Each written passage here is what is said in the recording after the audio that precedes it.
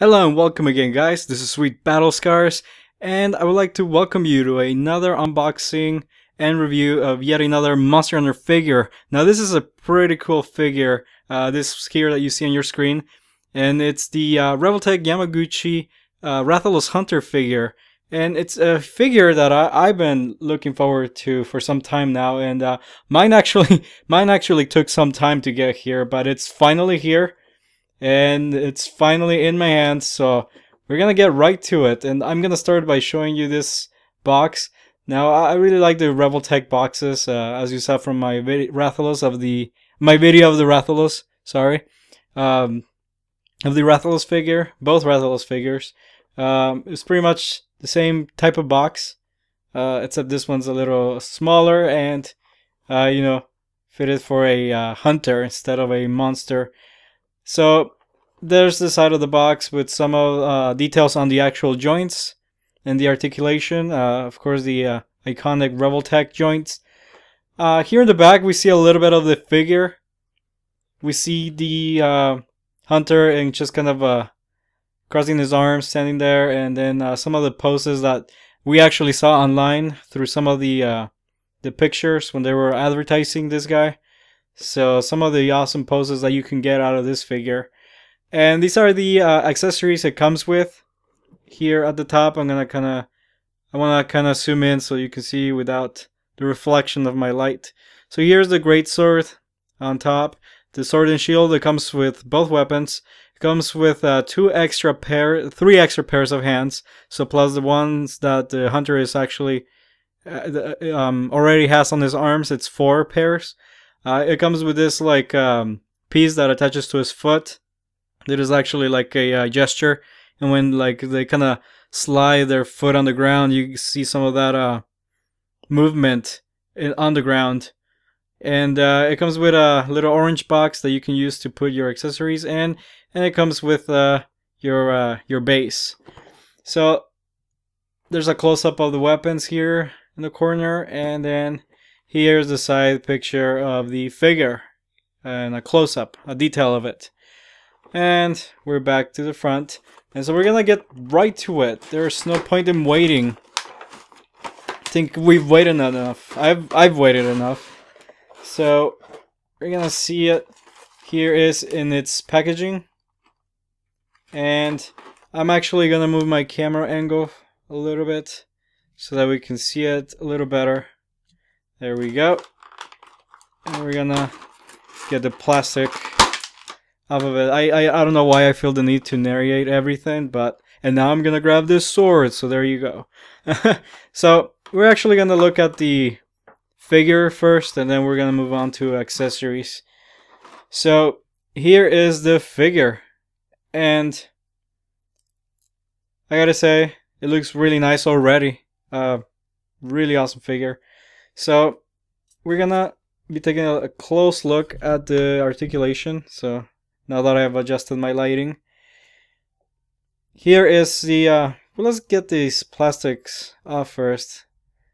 Let's take these joints, and I don't want to break anything, so that's why I decided to. It's much better to just kind of get them off and get that plastic out.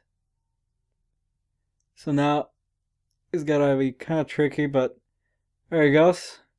These joints are really snug, so gotta take your time when putting them back on. But now that we have the head off, I guess we can look at some of the details here, that we can get a pretty good close-up. Notice it's got really awesome detail. The sculpt of the figure is really nice. You can see all the details on the armor, all the claws, the little spikes coming off of it, and the front of the helm there. So really nice, and I really like. I don't know if you can see it here. You'll be able to see it better in other places. They have they added like a little rusted detail on the armor, so it actually looks very realistic. They added some rust paint on some parts in the armor, so it looks like it's rusting from being outside in the rain, I guess, fighting some monsters. So it looks pretty cool. So let's see, maybe I can just tear these off. I don't want to take off every single piece here, so we're just gonna go ahead and tear this plastic off. You know, freestyle, no need to. Yeah, and it's peeling off pretty easy. I guess I was being too extra careful. So it looks like you can just peel it off of your joints there, and it looks like I pretty much got everything. So that did it. So now that the figure is nice and clean, free from any plastic, any packaging. So we're gonna look at, I guess first, some of the details. So notice there's really awesome detail on the armor. You can see here in the chest piece, that looks like the Rathalos armor does in the game, so it's really cool. And of course the joint on the torso that connects the head to the torso moves, but that's articulation, so let's save that for later. Notice some of the details on the armor are really nice. The colors all look really true to the game. I really especially like the details on the sides, the little pouches that the hunter has. Those look really nice, really well made. And here also on this side, really nice.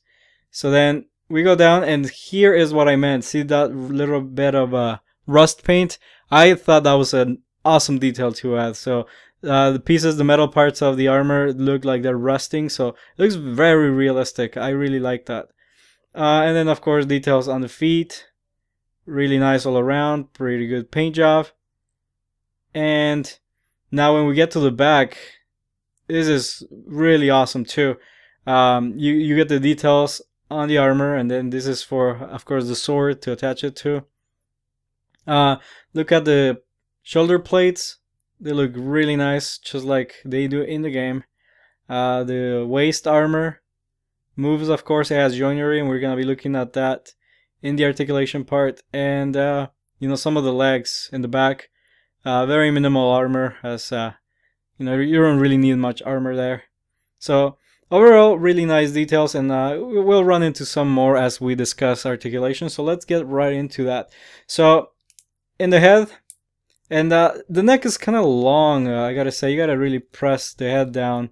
I don't know if it's, you know, I guess it is the type of joinery, but the head the neck feels really long at times. But you know, well, it still looks good. So articulation for the head is pretty simple. It sits on a ball joint, like you know, most Revoltech figures do. So it moves side to side, no problem. Of course, the armor gets in the way a little bit there, so you can kind of push it out of the way, and you can go all the way around.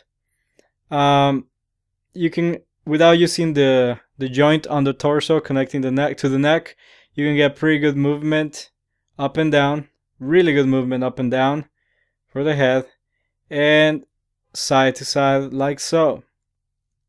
So pretty good movement on the head. This back piece is actually also on a joint, so it moves separately, and it just came off. But you can see the joint there. It sits on a whole different joint. That's the joint that connects the head to the neck, and then this connects the face to the back of the head, so that they are sitting on complete different joints. So you get a lot of movement here in the head. This piece, the back armor goes up and down on the armor, on the back of the head. And so, you know, it allows for some pretty good movement. The shoulder armor, as you can see, is very free to move. It sits on a ball joint also. You can see it in there. And I just pulled it off. So you can see the ball joint there. And it attaches to it at that point. And so you can move it pretty much anywhere you want. So that you can, it allows for really good arm movement.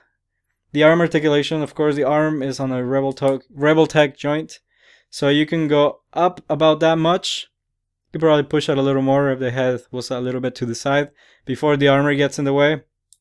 But of course, you can spin it 360 degrees, and it's like so. So you get really good movement, and there you can hear the little clicking sound that is, you know, typical of Revoltech joints.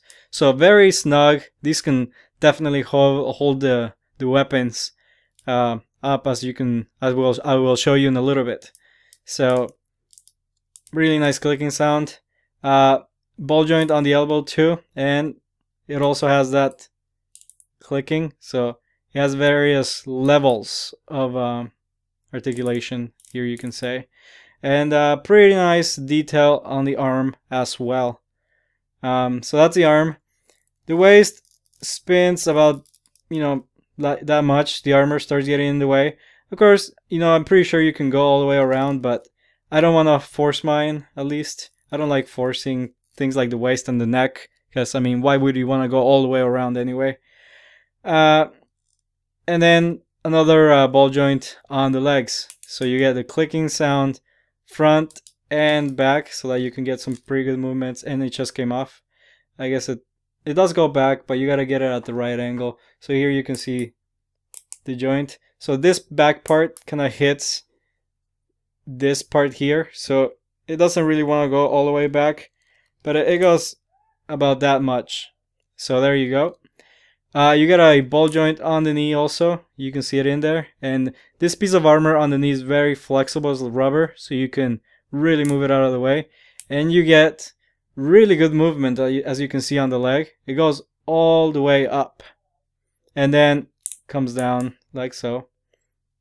So the back armor just came off, and again, you know, all of these things sit on ball joints, so it has really good movement everywhere. And then finally the ankle sits on another ball joint. It has that clicking mechanism, and then the toes are just on a hinge that move up and down. And so I think that about does it for articulation for the body itself. But like I showed you in the back and on the shoulders, on the back of the head and on the shoulder armor, the armor has articulation also. So we're gonna look especially in the back. You see both back side pieces set on ball joints, and they're actually attached to that ball joint, and they're actually also attached at this point here, so that it moves pretty freely up about that much before it's kind of snaps out of place, as it did right now. Let me put it back. There we go. So it moves up and down, and then this piece also sets on another ball joint, so you get 2 points of articulation for each set of these. The very back piece also sits on, this is attached to the body and it actually doesn't move, but this lower piece actually sits on another ball joint. So really good articulation, I gotta say, as you would expect from a Revoltech. So, you know, really good, no surprise there, but it delivers. It's got awesome articulation. So now let's take a look at the accessories, and the weapons, I gotta say, are really awesome. I'm really happy that it came with this awesome great sword, and of course it came with a little separate piece that kind of fell to the side here. There it is. It came separately because the sword is kind of long, so this just kind of there's a way of attaching it. There's a little clicking mechanism there, and it attaches to it like so, and then you can hear how snug it is.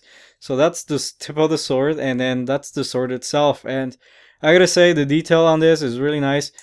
It's made of a really solid, rigid plastic, so it's not flexible like other parts of the figure are. So don't go trying to bend this. It's got a really nice bend, as you can see. As you would imagine, these things are made of monster parts, so none of these things are really straight. And then like you have like a piece of bone infused with metal at the tip for the blade, so it's really awesome. It's a really awesome sword, but I really like that curve that they give it. It makes it very realistic.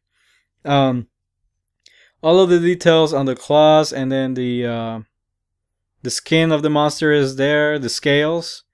The paint is really nice too. It's got nice coloration.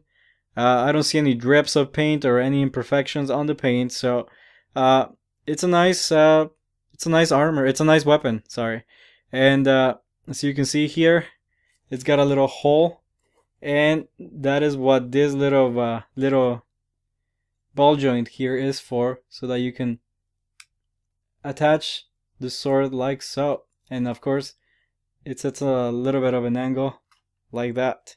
So really awesome mechanism for attaching this, and I gotta say, as you can see, it looks really awesome once it's you know, standing there with its sword. So really epic. So that's for the that's it for the great sword. Then we also get a sword and shield, and like the great sword, great detail on that shield. In the front, nice paint. Everything seems to be in order, and then the back also gives you that nice belt detail for the attaching to the arm. So really nice, really awesome detail. And the sword, of course, comes in 2 pieces as well, because I guess it was too long to fit into its packaging. So this little handle came separately, and it just goes in like so. And so that's how you get the little handle for the small sword and shield. So again, nice paint on this, nice detail. It looks like it does in the game. Nice details on the handle. And there's your sword and shield. Now, here's the box for putting away your accessories. And then the different sets of hands that it came with. It comes with a pair of open palms. So you can just give the hunter kind of a relaxed hand. It comes with a pair of even more kind of a partially opened hands. And I guess this is for the great sword. These two are for the great sword because the handle is kind of thick. And then I would expect that these are for the sword and shield. Or, you know, you can kind of combine them and have one for the sword and shield and the other one kind of open. So this one's are also the partially open hand. It's more of a fist for grabbing weapons. So those are the sets of hands.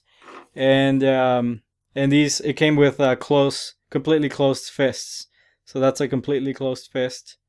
And that's pretty much it in terms of articulation and accessories and you know, details on the figure. So I'm gonna try to take this hand off. And hands are always kind of tricky. They're really snug on the arms. So I'm gonna show you how difficult it is to take these off. As you can see, I haven't been successful, but there it goes. Finally came off. So it just sits on the peg, and then you just put it back on. Initially it's difficult, but then after a while it just gets, you know, easy. See, that wasn't quite as difficult anymore once I kind of broke it in. So there you can switch out the hands. And then, of course, that hand can in turn kind of grab the... This is for posing with the, you know, the great sword, so that you can get some like 2-hand posing. So let me see here. Let me show you. And here we go again. So I'm going to put the partially opened fist. And see, now these 2 hands can grab onto the great sword. At that point and at that point. So just like in the game, you need 2 hands to grab onto that sword. So of course, and that's when you start getting into some pretty epic poses. And now, as a little bit of a, you know, to finalize this video, I want to show you a size comparison. As even as I took it out of the box, I noticed there's a size difference between this guy. Let me get him to stand here. So again, you can hear the joints. They're really snug. So you can definitely tell that your figure is not gonna like get any loose limbs flying everywhere. So now that he's standing, I'm gonna compare it to, you guessed it, the Legiacras warrior. And you can see, I'm gonna move the camera, there is an obvious height difference. If you make them face each other, Legiacras is taller than our Rathalos warrior. So, you know, not a big deal. Just kind of when I ordered this Rathalos warrior, I thought he was gonna be pretty much, you know, same size as the Legiacras, but the Legiacras warrior is definitely bigger. He's much bulkier. So you can see there is a very clear difference in size. So, you know, a Rathalos warrior is just a shorty. He doesn't need any height. He's got the strength. Let me see if I can make him stand there. So there you go. He's gonna fall over soon, but there you go. Just the size comparison of the two figures. But overall, really awesome figure. I'm happy with it. I also did order the Azuri warrior, the blue Rathalos warrior, but he was defective, and so I will be doing a review of that guy soon. But I'm gonna wait until I can exchange it. Here he is, and believe it or not, he's missing. You see here where my finger is pointing, he's missing the forehead part of the armor. So right where my finger is, there should be that silver visor that the Rathalos armor, the helmet, has. See this little visor? That thing right there on top of the eyes that makes this armor look epic and awesome. It is missing from the blue guy. As you can see, it's just a blue face, and it has the holes there for the joint, for the piece to snap into it. And I guess you can, in the factory, they were supposed to snap it in and glue it, but it's missing. So I'm not even opening this guy. I'm not even gonna try to open it. I'm not gonna touch it. I'm gonna get I'm gonna return it and get a replacement. So for now, that is it for this video. As soon as I get a replacement for the blue warrior, I will do an unboxing and a review for that one. But other than that, I'm happy with this figure. It's a really nice Monster Hunter figure. I think the Monster Hunter series could definitely use more figures like these. Come on, Capcom, come on. You know, everyone, get to work on these. Give us a Deviljho warrior armor. I would love that. The Deviljho armor just looks awesome. It looked awesome in Tri. It looks awesome in Portable Third. It's gonna look even more awesome in HD in Monster Hunter Tri Ultimate. So come on, Capcom, give us a Deviljho warrior and all the other warriors. We want all those armors. So for now, we have the Legiacras and the Rathalos already out. And so thank you guys for watching, and I hope you enjoyed this video, and I will see you guys next time.